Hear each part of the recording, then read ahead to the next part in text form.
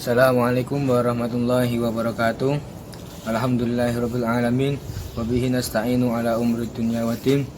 Wassalatu wassalamu ala asrafil mursalin sayyidina maulana Muhammadin wa ala alihi washabbihi ajmain, amma ba'du.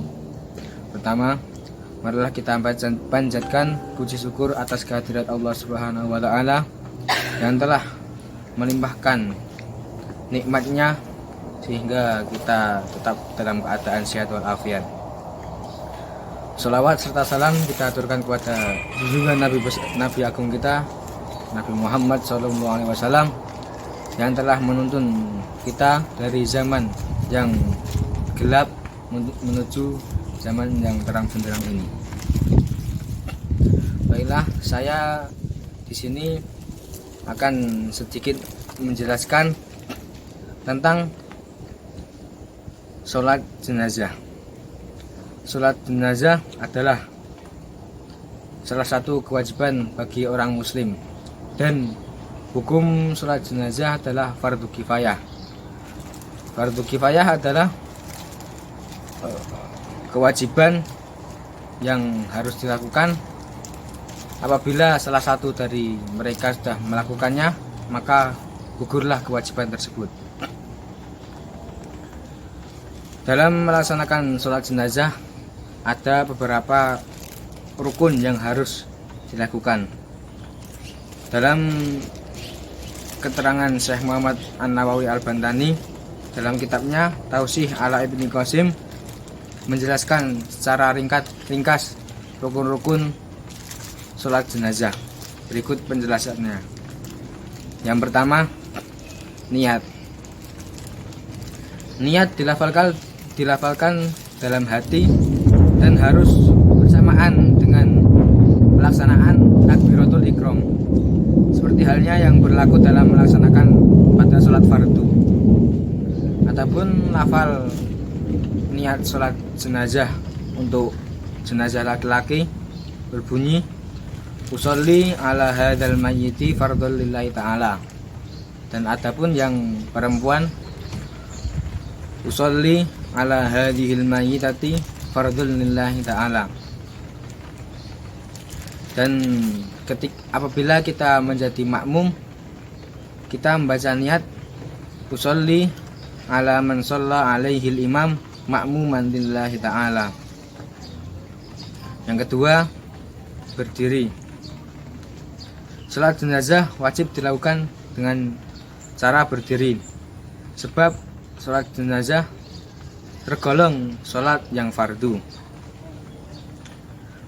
Berbeda halnya ketika ada orang yang tidak bisa berdiri atau sakit, maka diperbolehkan salat dengan cara duduk. Yang ketiga, takbir 4 kali. Termasuk hitungan 4 takbir adalah takbiratul ihram. Maka salat jenazah tidak dihukum sah jika jumlah takbir yang dilakukan kurang dari 4 takbir.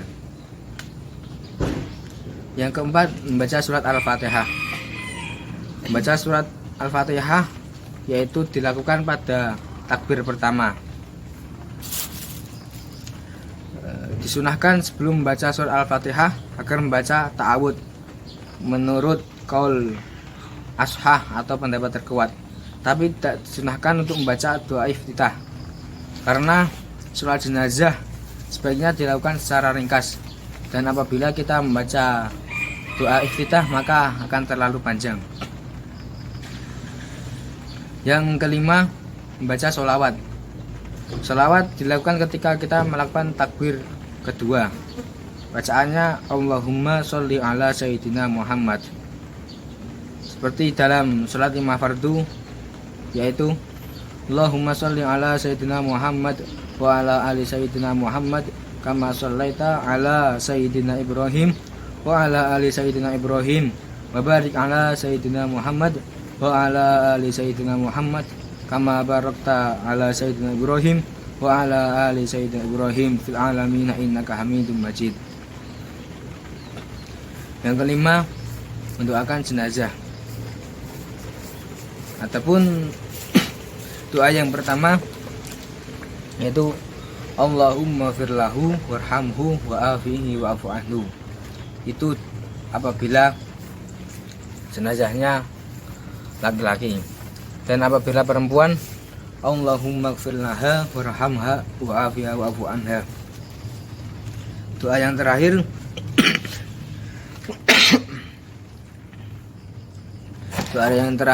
yaitu Allahumma la tahrimna ajrahu wa la taftinna ba'dahu waghfir lana wa lahu. Apabila jenazahnya perempuan, Allahumma la tahrimna ajraha wa la taftinna ba'daha waghfir lana wa laha. Yang terakhir membaca salam. Membaca salam dianjurkan membaca dengan sempurna, yaitu Assalamualaikum warahmatullahi wabarakatuh. Demikian penjelasan ringkas tentang sholat jenazah. Dan apabila ada yang ingin ditanyakan, dipersilahkan. Assalamualaikum warahmatullahi wabarakatuh. Perkenalkan, nama saya Ilham Heri Cahyono. Saya ingin bertanya terkait pelaksanaan sholat jenazah. Di Indonesia ini kita mayoritas kan orang Muslim atau Islam. Lah, di Indonesia itu juga ada orang yang non-Muslim. Pertanyaan saya, apakah boleh seorang Muslim mensolatkan jenazah non-Muslim? Terima kasih. Baik, saya akan menjawab pertanyaannya. Dalam kitab Al-Majmu' Syahrul Muhadzab, di situ diterangkan wa ammas sholatu alal kafiri wa du'a ilahu bil maghfirati farahum binas Al-Quran wal ijma'.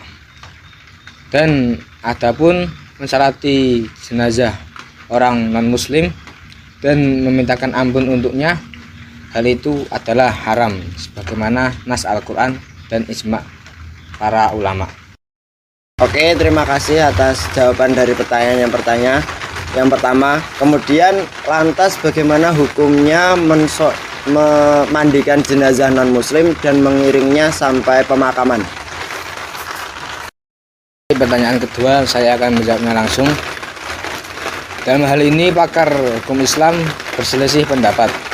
Tapi menurut mazhab Syafi'i, hal tersebut diperbolehkan. Hal ini sebagaimana yang diterangkan dikemukakan oleh Muhyiddin Syaraf An-Nawawi dalam kitab Al-Majmu' Syahrul Muhadzab.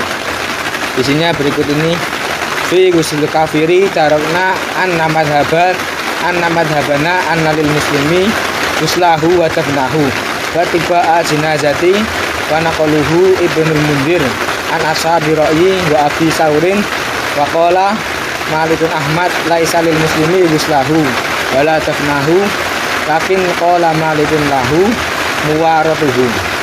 Yang artinya tentang mandikan jenazah orang non-muslim atau orang kafir, kami menyebutkan bahwa pendapat madhab kami menyatakan orang muslim boleh mandikan jenazah orang kafir, mengubur dan mengiringi jenazahnya. Ibnul Mundir menukilnya dari kelompok rasionalis atau ashab ar-ra'i dan Abu Saur. Sedangkan menurut Imam Malik dan Ahmad, orang muslim tidak boleh memandikan dan menguburkan jenazah orang kafir. Jadi kita sebagai orang muslim, kita tetap diwajibkan mengiringi jenazah orang non muslim. Apabila kenal kita non muslim, kita harus mengiringinya juga walaupun bukan Islam. Itu sebagaimana adab orang Islam. Itu Islam itu rahmatan lil alamin. Jadi menyeluruh, tidak hanya menguburkan jenazah muslim, merawat jenazah muslim, tapi juga orang non muslim. Mungkin sekian dari jawaban saya. Ada banyak salah kata, mohon dimaafkan. Wallahul muwaffiq ila aqwamit thoriq. Assalamualaikum warahmatullahi wabarakatuh. Waalaikumsalam warahmatullahi wabarakatuh.